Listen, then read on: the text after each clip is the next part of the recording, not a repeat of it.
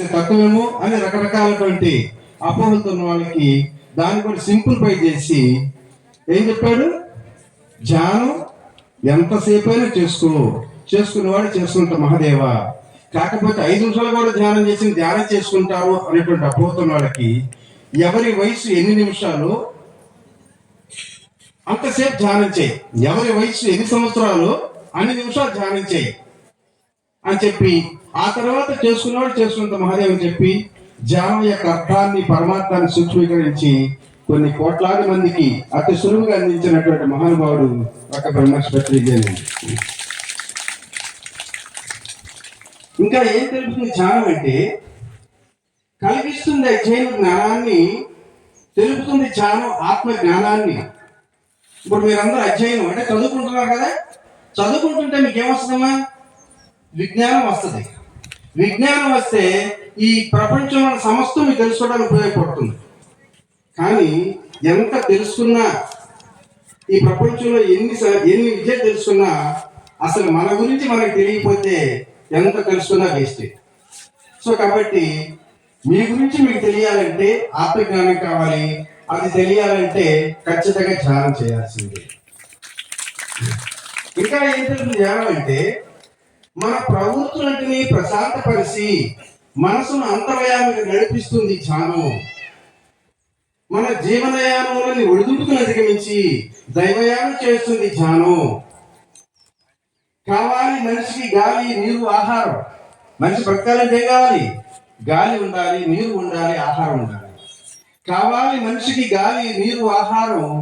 కావాలి మనసుకు తెలివి, జ్ఞానం, ధ్యానం. వెలుగు వస్తే చీకటి పోవాలి, ఇది ప్రకృతి ధర్మం. చీకటి పోవాలంటే ఏం చేయాలి? వెలుగు వస్తే చాలు, క్షణాలు వెళ్ళిపోద్ది, ఇది మనం ఏం చేయాల్సిన పని లేదు. వెలుగు వస్తే చీకటి పోవాలి, ఇది ప్రకృతి ధర్మం. ధ్యానం చేస్తే జ్ఞానం రావాలి, ఇది జీవిత ధర్మం. జీవులందరికీ కావాలి ఆహారం. జీవులు బ్రతకాలంటే ఆహారం అంటే చాలమ్మా. జీవులందరికీ కావాలి ఆహారం, మనుషులందరికీ కావాలి ధ్యానం. ఈ సృష్టిలో మనం అణువంత ధ్యానం చేసే సమయం కొంత, పొందుతాం ఆనందం కొండంత, పంచుతాం ప్రేమను విశ్వమంతా. ధ్యాన శక్తి ఒక వరద, పోగొడుతుంది మనలోని బురద. ఇకపై ఉండదు సమస్యల బురద, అప్పుడే జీవితానికి ఆనందాల సరదా.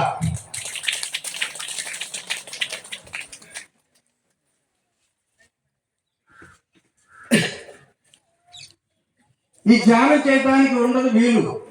ఎవరిని అడిగిన ధ్యానం చేయమంటే ధ్యానం మంచిదే కానీ మాకు సమయం లేదండి, వీలు కావటం లేదండి అంటారు. అంతే కదా?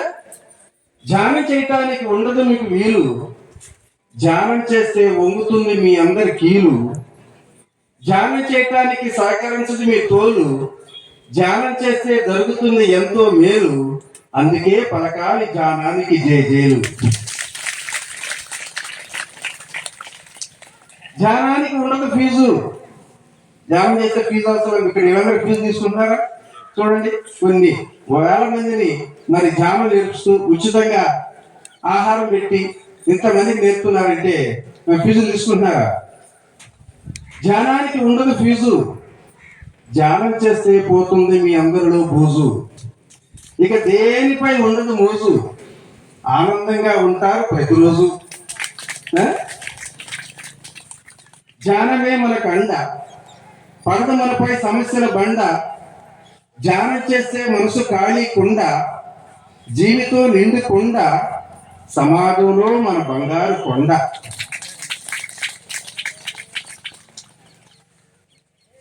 అలలకు అదుపు లేదు. అల దగ్గరికి పోయి సముద్రంలో ఆగంటే ఆగుతాయా? అలలకు అదుపు లేదు, కళలకు రూపు లేదు, శిలలకు సూపు లేదు, మనసుకు భాష లేదు, ఆత్మకు చావు లేదు, ధ్యానానికి అదుపు లేదు. ఇందాక స్వామిజీ అడిగారు, ధ్యానం చేస్తే అలసిపోతారా? ఈ కష్టమని. ఏ పని చేసినా అలసిపోతాం.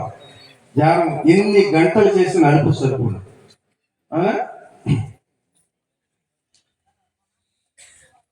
అలల ప్రయాణం తీరం వరకు, అలల ఎక్కడ ప్రయాణం చేస్తామా, తీరం తర్వాత ఇంకేమో వస్తాయా? అలల ప్రయాణం తీరం వరకు, కలల ప్రయాణం వెలుగు వరకు. కళలు కంటున్నప్పుడు మీకు అందమైన కళ వచ్చిందనుకో, వెలుగు వచ్చిందనుకో, అది పొరపాటు పడి లేచాను మళ్ళీ రా అంటూ వస్తా కళ కాదు కదా. అలల ప్రయాణం తీరం వరకు, కళల ప్రయాణం వెలుగు వరకు, ప్రేమ ప్రయాణం పెళ్లి వరకు. ప్రేమలు ఎప్పుడు దాకమ్మా?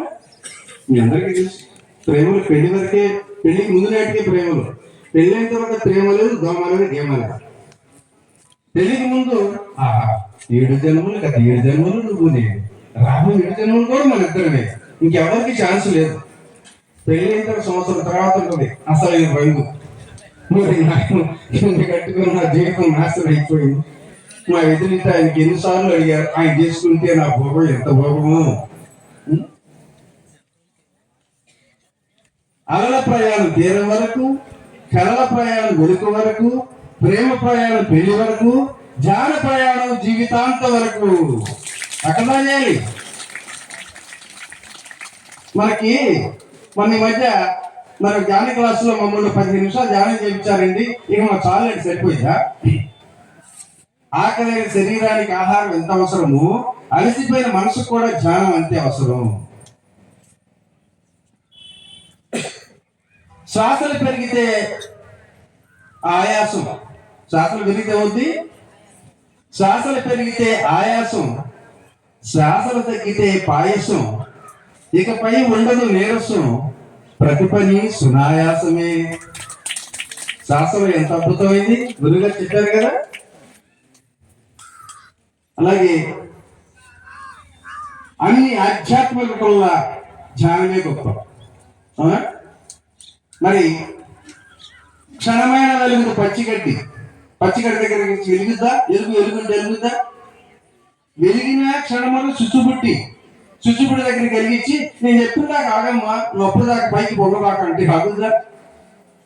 క్షణమైన వెలుగుదు పచ్చిగడ్డి, వెలిగిన క్షణములు చుచ్చుబుట్టి, సాధిస్తే చివరి వరకు ఉంటుంది ధ్యాన బుద్ధి.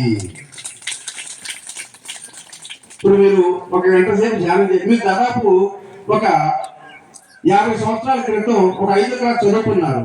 ఈ మధ్యలో క్లాసులకి లేదు, పంతులు లేదు, చదువు లేదు. చదువు మర్చిపోతారా? అట్లాగే ఈ ధ్యాన బుద్ధి అనేది కొంత చేస్తే అది ఎప్పుడు ఉంటానే ఉంటుంది. అవునా? మంచితనం మనిషికి అందం, పచ్చదనం ప్రకృతికి అందం, మంచితనమే మనిషికి అందం, ధ్యానమే జీవితానికి అందం, పిరమిడ్ ధ్యానమే విశ్వానికి అందం. ఎన్నో ధ్యానాలు ఉన్నాయి. పిరమిడ్ ధ్యానం దాని యొక్క గొప్పతనం చాలా అద్భుతం. అది చేసి అనిపించిన వాళ్ళకి తెలుస్తుంది. మరి అందుకే ధ్యానం సకల భోగకారిణి, సర్వరోగ నివారిణి, సంకల్ప శక్తిదాయిని, సత్యజ్ఞాన ప్రసాదని చెప్పి ధ్యానం యొక్క అర్థాన్ని పరమార్థాన్ని సూక్ష్మీకరించి కేవలం 4 మాటల్లో ఈ ప్రపంచానికి పంచినటువంటి ఋషి కాని ఋషి ఆయనే బ్రహ్మశ్వత్రి, దాంట్లో సందేహం లేదండి. మరి అటువంటి మహానుభావుడు చెప్పినటువంటి ఆ ధ్యానాన్ని ఒక్క 10 నిమిషాలు తప్పనిసరిగా నేను చెప్పిన పద్ధతిలో చేద్దాం. ఓకేనా? మీరంతా రెడీనా? త్వరగా వెళ్ళిపోతుంది కానీ మీకు అంత పాపం ఆకలి అవుతుంది. అందరూ కూడా ఛాన్స్ ఇద్దరు రండి. సార్ స్టూడెంట్స్ అందరూ పెద్దవాళ్ళు కూడా, స్టూడెంట్సే కాదు. ఫస్ట్ టైం కదా చెప్తాను. మీరు చక్కగా ప్రశాంతంగా కూర్చున్నారు కదా, కాస్త వెన్నుముకని నిటారుగా ఉంచుకోండి. నిటారుగా అంటే ఇక్కడ ముందుకు వాళ్ళద్దు, వెనక్కి వాళ్ళద్దు. అలాంటి చాలా మంది వెన్నుముక నిటారని కానీ గట్టిగా బిగిసి ఇట్లా బిగుసుకుంటారు. అట్లా ఏమొద్దు. మీ బాడీలో ఉన్న ప్రతి అణువు కణము కూడా చాలా ప్రశాంతంగా రిలాక్స్గా, ప్రతి ఎంతో ప్రశాంతంగా రిలాక్స్గా ఉండాలి. చక్కగా 2 కళ్ళు మూసుకోండి. హాయిగా ప్రశాంతమైనటువంటి వదనంతో చిరునవ్వుతో కూర్చోండి. ఆ తర్వాత కళ్ళు మూయంగానే మీ మనసు ఎక్కడికో వెళ్ళిపోతుంది. నాకు మాస్టర్ గారు పాఠం చెప్పాడు, హోంవర్క్ చెప్పాడు, అది అవుతుందో లేదో, ఏదో రకరకాల ఆలోచనలు ఉంటాయి. అందుకని మీరు ఏం చేస్తారంటే నిండగానే చాలా మంది ఇట్లా బాగా శ్వాసను ఎక్కువ పీలుస్తారు, కొంతమంది స్లోగా వదులుతారు, కొంతమంది స్పీడ్గా వదులుతారు. అలాంటిది ఏమీ వద్దు. సహజాతి సహజంగా సరళంగా సూక్ష్మంగా జరుగుతున్నటువంటి ఆ శ్వాసను ఎలాంటి ఒత్తిడి లేని ఒక ప్రశాంతమైన వదనంతో ఆ శ్వాసను గమనించుతూ ఉందాం. మన ధ్యాస ఆ శ్వాస మీదే నిలుపుదాం. కేవలం 10 నిమిషాలే. ఈ 10 నిమిషాలు ఈ బాహ్యాన్ని మర్చిపోదాం, మనల్ని మనం మర్చిపోదాం. కేవలం ఒక్క శ్వాసే మనకు ఆధారం, శ్వాసే జీవనాధారం.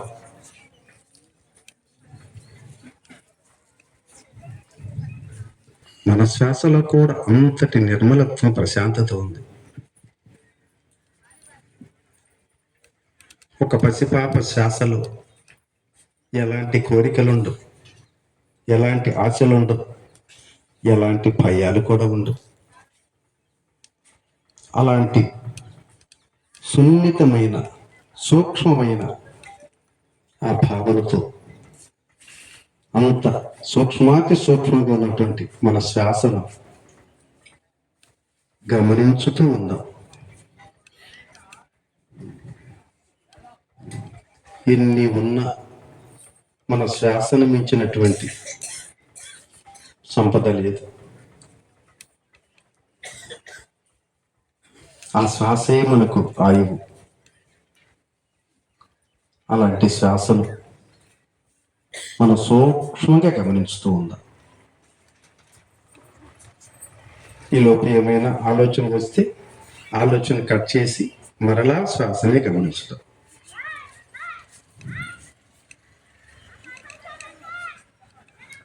ఏమి భాగ్యమో ఈ స్థితి, ఎంతటి పరమానందమో ఈ క్షణాలు.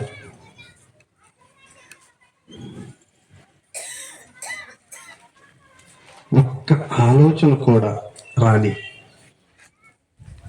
ఆ శ్వాసని సునిశ్చితంగా సూక్ష్మంగా గమనిస్తుంటే మీ అణువు అణువు, కణ కణము ఎంతటి శక్తిని పుంజుకుంటుందో మనం ఈ క్షణాల్లో అనుభవంలోకి తెలుసుకుంటాం.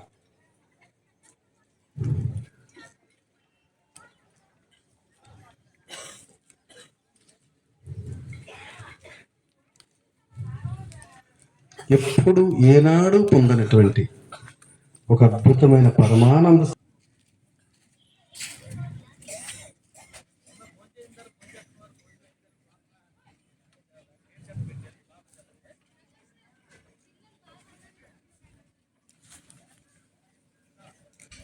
కేవలం 5 నిమిషాలు మాత్రమే. ఏ ఒక్క శ్వాసను కూడా మనం వదలరాదు.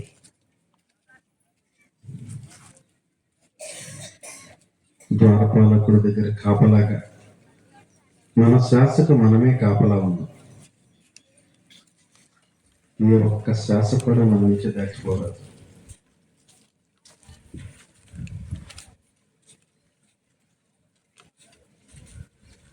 చాలా రిలాక్స్గా, పూర్తి విశ్రాంతి స్థితిలో, సూక్ష్మమైన స్థితిలో చాలా సరళంగా జరుగుతున్న శ్వాసను గమనించుతూ ఉంటాం.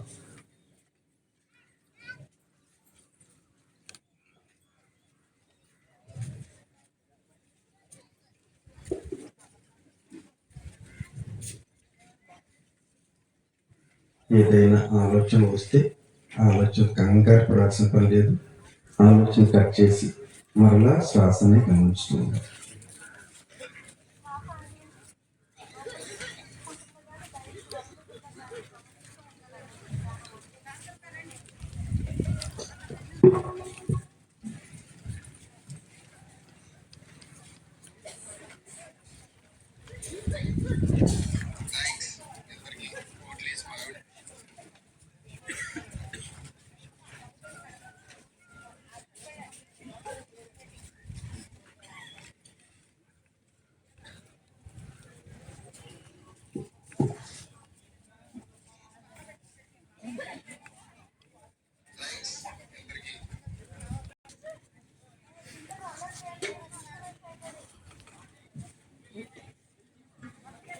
ఎవరు కొలితారు రాదు. Last 2 minutes. ఒక్క 2 నిమిషాలు మాత్రమే. చిన్నారుల ఎప్పుడూ జీవితంలో పొందనటువంటి ఒక అద్భుతమైనటువంటి అనామృతాన్ని, ఆనంద అమృతాన్ని క్షణాల్లో పొందుతారు. కేవలం 2 నిమిషాలు. ఏ ఒక్క ఆలోచన కూడా రాలేనటువంటి ఒక ప్రశాంతమైనటువంటి వదనంతో, చిరునవ్వుతో, పూర్తి విశ్రాంతి స్థితిలో కూర్చొని కేవలం 2 నిమిషాలు.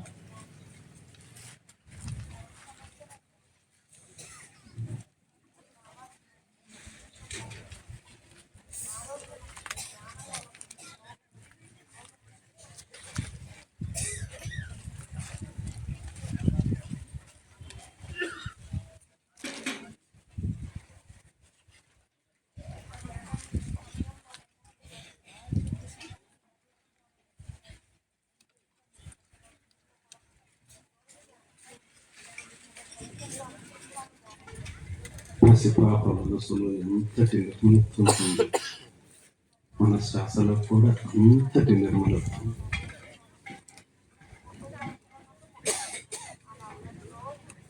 పసిపాప మనసులో ఎలాంటి భయాలుంటో, కోరికలుండో, ఆశలుండో, అట్లయితే మన శ్వాసలో కూడా ఏమీ అలజడి ఉండదు, అశాంతి ఉండదు, ఆందోళన ఉండదు. ఎంతో స్వచ్ఛంగా, సరళంగా, సూక్ష్మంగా జరుగుతుంది మన శ్వాస. లాస్ట్ 1 minute, ఆఖరి 1 నిమిషం మాత్రమే.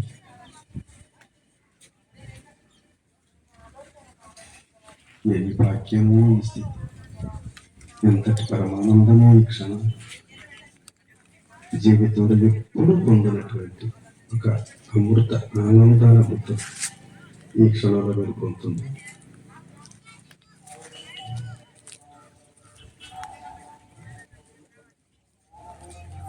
చిన్నారులకి మీ అందరిలో ఒక అపోహ, అనుమానం ఉండొచ్చు. ఈ ధ్యానం అంటే మనకెందుకు, ఈ వయసులో ధ్యానం ఏంటి, 50 ఏళ్ళు 60 ఏళ్ళు 70 ఏళ్ళు వచ్చి ముసలితనంలో కృష్ణారామ అనుకునే వాళ్ళకి ధ్యానం కానీ, మన ముందు ఎంతో భవిష్యత్తు ఉంది, ఎంతో చదువుకోవాలి, మన ప్రతి క్షణము మరి ఆ చదువు మీద ధ్యాస నిలపాలి, ప్రతి క్షణాన్ని సద్వినియోగం చేసుకోవాలన్నటువంటి ఒక ఆలోచన ఉంటుంది. మీకే కాదు, మీరు ఏదైనా ధ్యానం చేస్తే మీ తల్లిదండ్రులు కూడా ఇప్పుడే నాయన పోయే కాలం ఇప్పుడేంట్రా బాబు, చాలా మందిరా బాబు ఇప్పుడు మీరు ధ్యానం అన్నట్టుగా అంటారు. కానీ ఒక్క విషయాన్ని గమనించండి, ధ్యానం అనేది సర్వరోగ నివారణే కాదు, సకల సమస్యలకు పరిష్కారమే కాదు, సమస్త జ్ఞానానికి మూలం ఒక ధ్యానమేనండి. సమస్త మూలానికి జ్ఞానం, సమస్త జ్ఞానం పొందాలంటే దాని మూలం ధ్యానమే. చిన్నారులారా, స్వామి వివేకానందుని గురించి మీ అందరికీ తెలిసింది. వివేకానందుడు ఒకసారి లండన్లో ఉన్నప్పుడు తన శిష్యుడి చేత ప్రపంచంలో అతిపెద్ద లైబ్రరీ ఉంది అక్కడ, ఆ లైబ్రరీలో ఒక బుక్ తీసుకురమ్మని చెప్తే ఆ బుక్ తీసుకొచ్చిన తర్వాత దాదాపు 500 పేజీల పుస్తకం 2 రోజులు చదివి మళ్ళీ ఆ బుక్ ఇచ్చి 2వ బుక్ తీసుకురమ్మంటే, ఆ విధంగా అక్కడ ఆ గ్రంథాలయంలో ఉన్నటువంటి సూపర్వైజర్కి చాలా చిరాకు పడుతుంది. సరే అని చెప్పి ఇంకో బుక్ ఇచ్చాడు. మళ్ళీ ఆ బుక్ 2 రోజులు మళ్ళీ తిరిగి ఇచ్చాడు. ఈ గ్రంథాలయ సూపర్వైజర్ ఉంటాడు కదా, చాలా కోపం వచ్చింది. అన్నాడంట, ఏమయ్యా మీ గురుగారికి ఏమి పని పాట లేదా, అరే బుక్ తీసుకొస్తాడు ఏదేంటి, నాతో మాట్లాడుకుంటున్నారా అన్నాడు. అయ్యా లేదు, మా గురుగారు చదివే ఇస్తున్నానంటే, పోవయ్యా చాలా చెప్పొచ్చు, ఇంత పుస్తకం చదువుతాడు 2 రోజులు అని అన్నాడు. ఈ మాటే స్వామీజీ చెప్పినప్పుడు మరుసటి రోజు ఆ లైబ్రరీకి వెళ్ళి ఆ గ్రంథాలయ సూపర్వైజర్ దగ్గరికి వెళ్ళి 2 చేతులు దండం పెట్టి, అయ్యా మీరేదో నన్ను ఏదో అపార్థం చేసుకున్నట్టున్నారు, మిమ్మల్ని నేనేమి ఇబ్బంది పెట్టాలని కాదు, వాస్తవానికి నేను ఆ పుస్తకం చదివి మరో పుస్తకం కోసం నేను పంపిస్తున్నానంటే, ఆ చాలే చెప్పొచ్చా చాలా ఇదిగా, ఇంత ఆ పుస్తకం చదువుతారా 2 రోజుల్లో అని అంటే, సరే మీకు అంత అపనమ్మకం కలిగితే ఆ బుక్లో ఏ పేజీలో ఏముందో అడగండి చెప్తాను అన్నాడంట. ఓహో ఇది ఒకటి ఉందా మళ్ళీ ఇలాగని, సరే 100 పేజీలో ఏముందో చెప్పు అన్నాడంట. ఆ పేజీలో సారాంశం మొత్తం చెప్పాడంట. 150 పేజీలు ఏముందో చెప్పన్నాడంట. మళ్ళీ సారాంశం మొత్తం చెప్పాడంట. చాలా ఆశ్చర్యం, భయం కూడా కలుగుతుంది ఈ లైబ్రరీ. సరే 200 పేజీలు ఏముందంటే అది చెప్పాడంట. అప్పుడు అర్థమైంది ఈ లైబ్రరీకి ఈయన సామాన్యుడు కాదు, మహానుభావుడు అని చెప్పి వెంటనే ఆయన 2 కాళ్ళ మీద పడి, స్వామి మిమ్మల్ని నేను అపార్థం చేసుకున్నాను. అయితే నాకు ఒక సందేహం, ఇంత అద్భుతమైనటువంటి ఆ జ్ఞాపక శక్తి అసలు మొత్తం ఒక్కసారి వస్తుంది, దీన్ని క్షణాల్లో చెప్పగలిగినటువంటి ఆ జ్ఞాపక శక్తి ఎలా వచ్చింది, ఏమిటి మంత్రం ఏంటి, మాయ ఏంటి చెప్పమంటే ఏం చేస్తారంటే ఆయన చెప్పాడంట, ఏమీ లేదు నాయన, నేను రోజు ధ్యానమే చేస్తాను, ఆ ధ్యానమే మీకు అద్భుతమైన జ్ఞాపక శక్తి ఇస్తుందని చెప్పి చెప్తాను. అలాగే ఇది ఎంతవరకు నిజమని చెప్పి గుంటూరులో ఒక స్కూల్లో మేము అనేక రకాల ప్రయోగాలు చేసి బాగా దాదాపు 150 మంది 10th క్లాస్ ప్రిపేర్ అయ్యేటువంటి వాళ్ళలో అక్షరమాకరానికి అతి ముద్దులు ఉంటారే వాళ్ళందరూ 30 మంది సెలెక్ట్ చేసి 30 మందికి 3 నెలలు ధ్యానం నేర్పించిన తర్వాత వాళ్ళందరూ ఫస్ట్ క్లాస్లో 25 మంది పాస్ అయ్యారు. సో కాబట్టి చిన్నారులారా, మీరు ధ్యానాన్ని అర్థం చేసుకోండి. ఇది ఎవరికో వాళ్ళకి వెళ్ళక కాదు, మన కోసం, మన కాన్సన్ట్రేషన్, మన మెమరీ పవర్ ఇంక్రీజ్ కావాలంటే కేవలం ధ్యానమైనటువంటి సత్యాన్ని తెలుసుకొని ఆ ధ్యానం చేస్తూ మీకు అద్భుతమైనటువంటి జీవితాల్లో మీరు ఎన్నో విజయాలు సాధిస్తారని చెప్పి మరి సభాముఖంగా చెప్తూ, మీకు చాలా త్వరగా టైం అయిపోయింది కాబట్టి వెంటనే వెళ్ళి మీరు అయితే మరి ధ్యానం చాలామంది నాకు కుదరటం లేదండి, నాకు సాధ్యం కావటం లేదండి, నేను గత 3 సంవత్సరాలు చేస్తున్నా కూడా మరి నాకు ఆ స్థితి రావటం లేదండి అని చెప్పి చాలామంది ఎంతో ఆందోళన పడుతూ ఉంటారు. ధ్యానం చేయాలంటే ఒక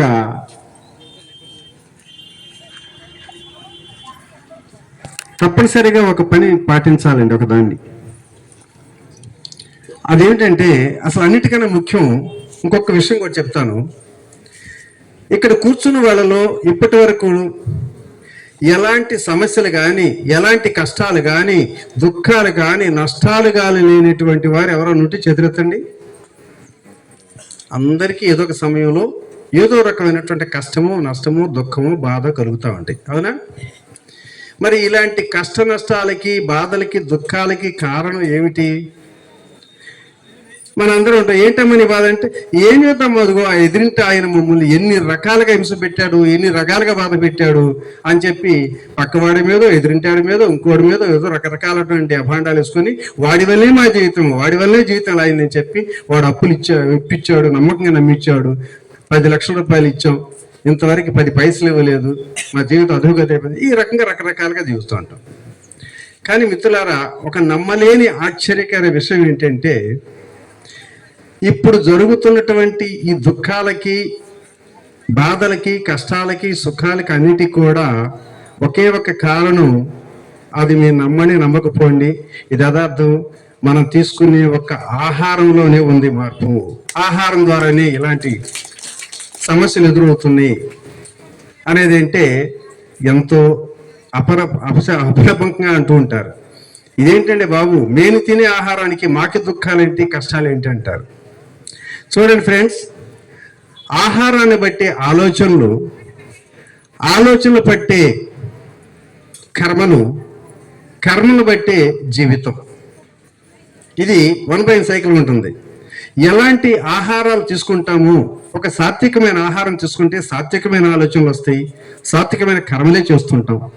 ఒక రజోగుణంతో సంపన్నమైనటువంటి ఆహారం తీసుకున్నప్పుడు అలాంటి చర్యలే చేస్తుంటాం, అలాంటి కర్మలు చేస్తుంటాం.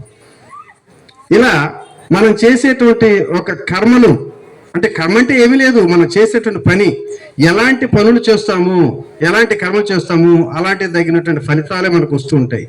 కాబట్టి ఇక్కడ మనకి అందరికి కూడా ఇప్పుడు మన ఈ సొసైటీలో ఆహారాన్ని తీసుకుంటున్న 100కి 90 మంది ఏ ఆహారానికి అలవాటు పడ్డామండి? మాంసాహారం. రుచులు అంటూ రుచుల కోసం మాంసాహారాలు వెంపర్లాడుతూ ఉన్నాం, అవునా? ఎంతటి దైనస్థితి అంటే మాంసాహారం ఒక దౌర్భాగ్యం. జీవితం కాకూడదు, అభాగ్యం. శాకాహారమే సౌభాగ్యం, ఆరోగ్యమే మహాభాగ్యం అన్నారు. మనకు ఆరోగ్యం కావాలంటే ఆరోగ్యాన్ని మహాభాగ్యం ఏంటి? తీసుకునేటువంటి ఒక శాకాహారమే. జీవులను చెయ్యకూడదు వధ, అనుభవిస్తావు ఎంతగానో వ్యధ, తెలుసుకోలే వాటి గాథ, ధ్యానం చేస్తే గ్రహిస్తావు వాటి గాథ. ధ్యానం చేసేవాడు తెలుసుద్ది వాటి గాథ బాధ ఏంటనేది. దేహం అనేది ఒక తొక్క, తినకూడదు మాంసపు ముక్క, శ్వాస మీద ధ్యాసయే మనకు లెక్క, ఇది శక్తిని ప్రసాదించే కల్ప వృక్షపు మొక్క. శ్వాస మీద ధ్యాస మన శక్తిని ప్రసాదించే ఒక కల్పవృక్ష మొక్క లాంటిది.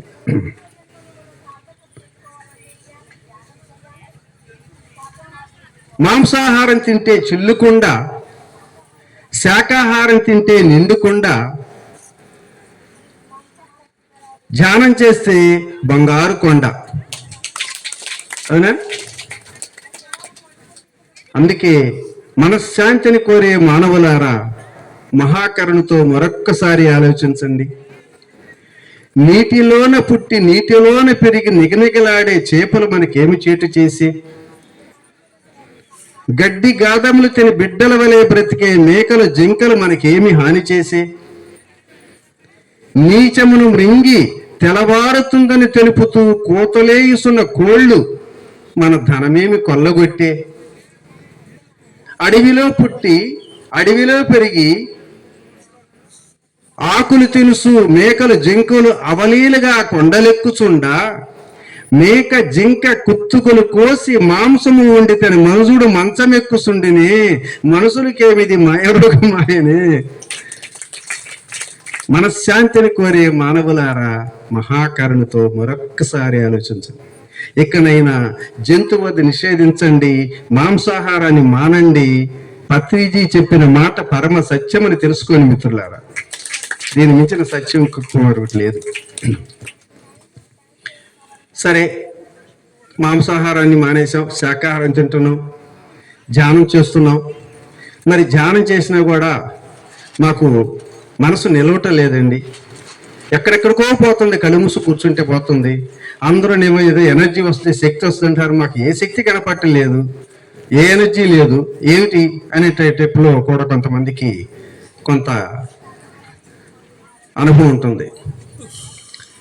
చూడండి ఫ్రెండ్స్, ఈ సృష్టిలో ఖచ్చితంగా ఒక ఎనర్జీ అనేది ఒకటి ఉంది. అవునా? శక్తి తప్పనిసరిగా ఉంది, ఎనర్జీ. ఆ ఎనర్జీయే ఏమి ఎనర్జీ అది?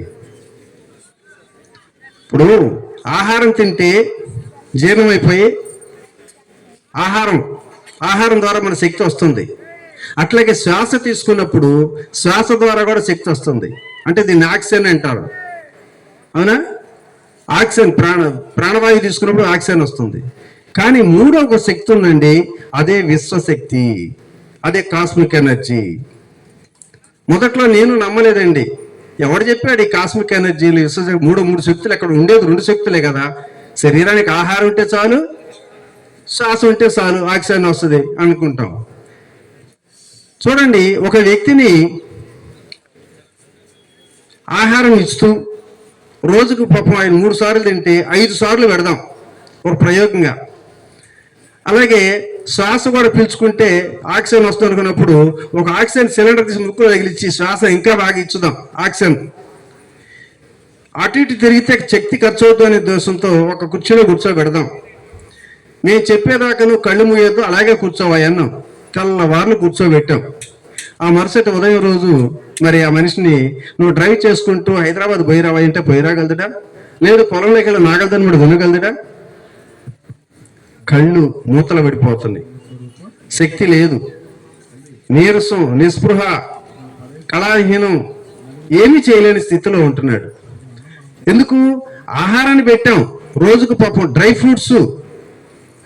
మరి ఇంకా చెప్పినట్టు డ్రై ఫ్రూట్స్ లో ఎన్నో శక్తులు ఉండే కదా.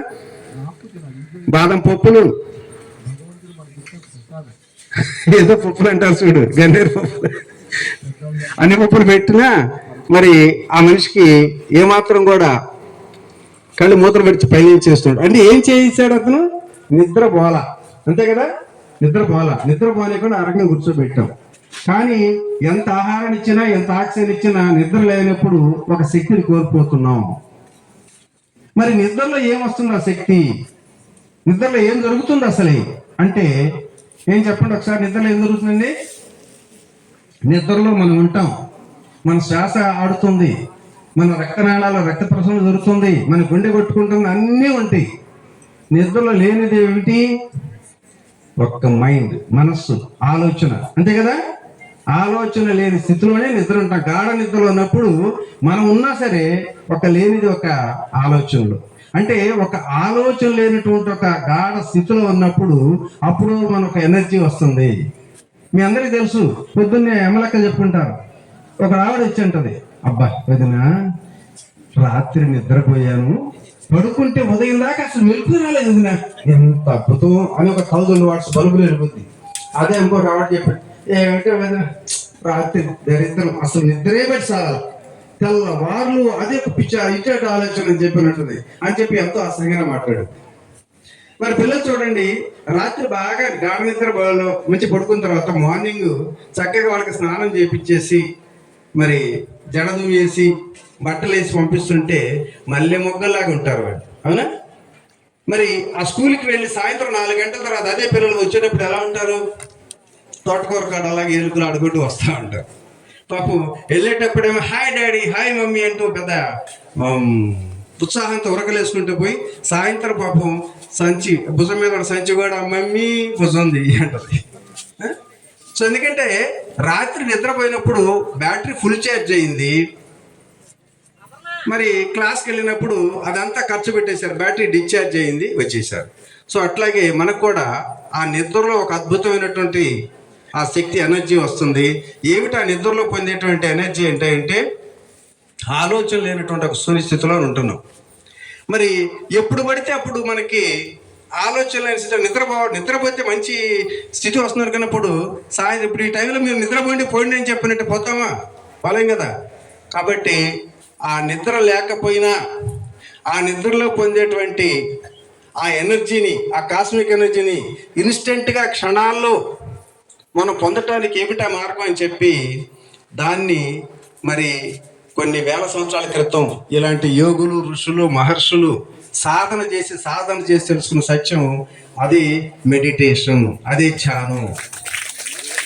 అలాంటి ధ్యానం చేస్తే మనం కోల్పోయినటువంటి ఎనర్జీని మళ్ళీ క్షణాలను రిపీట్ చేసుకోవాల్సినటువంటి ఉద్దేశంతోనే మరి ప్రపంచంలో ఎంతోమంది యోగులు మనకు చెప్పారు.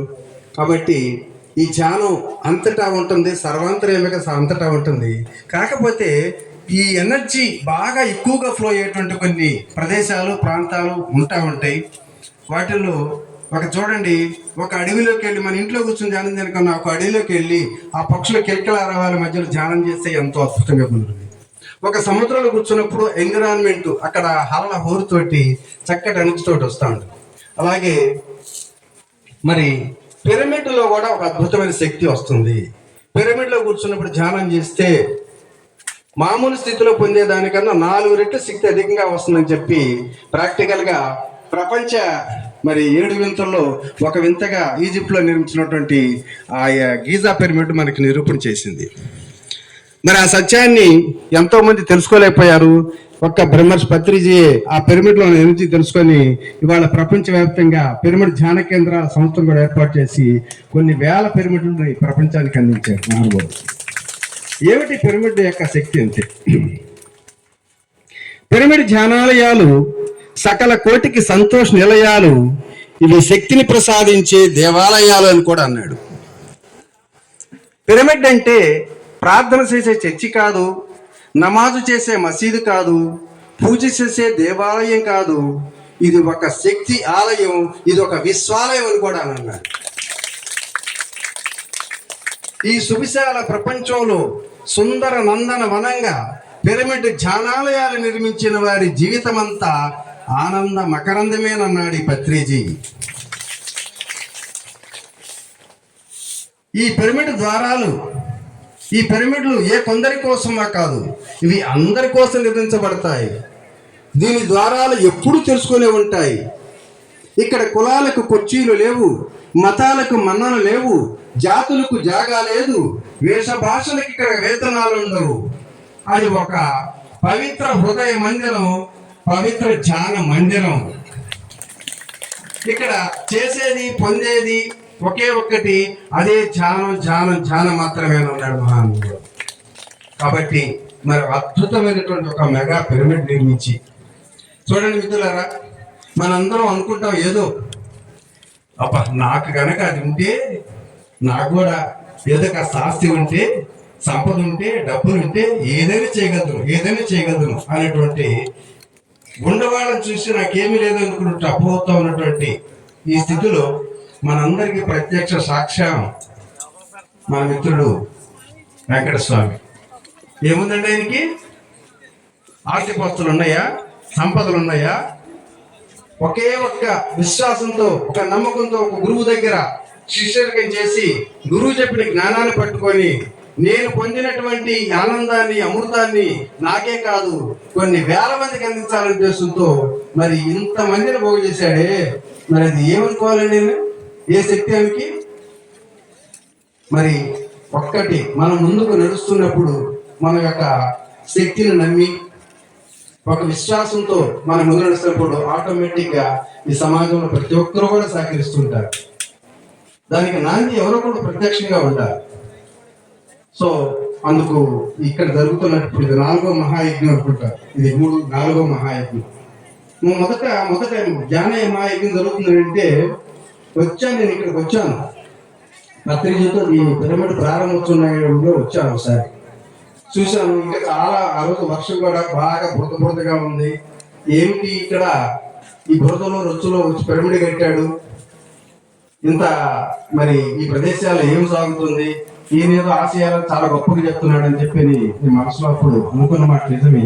కానీ మొదట ధ్యాన మహాయజ్ఞం అంటే ఏమి ధ్యాన మహాయజ్ఞాలు బాబు, మామూలుగా అన్ని చోట్ల పెడతారు, ఏమో స్పెషల్గా పెడుతున్నాడు ఏమి అనుకున్నాం. మొదటిది పోయింది, రెండోది పోయింది, మూడోది పోయింది, ఇవాళ 4వ యజ్ఞం. సహజంగా నేను ధ్యాన క్లాసులు చాలా వెళుతుంటాం. ధ్యాన క్లాసుకి వెళితే ఒక 50 మంది 100 మంది వేస్తే మహా గొప్ప అనుకునేది పరిస్థితి. మరి ఇక్కడ ఇన్ని వందల మంది ఈ రకంగా వచ్చారు. నేను ఎక్స్పెక్ట్ చేయలేదు ఇంతమంది వస్తారని చెప్పుకోవడం. చాలా చాలా అద్భుతమైనటువంటి మరి ఈ విజయానికి మూలకర్తగా ఉన్నటువంటి మన మిత్రుడిని గట్టిగా ఒక్కసారి అభినందన తెలియజేద్దాం. ఇందుకు సహకరించినటువంటి అనేక మందికి కూడా మనం ఈరోజు ఆనందాన్ని తెలియజేద్దాం.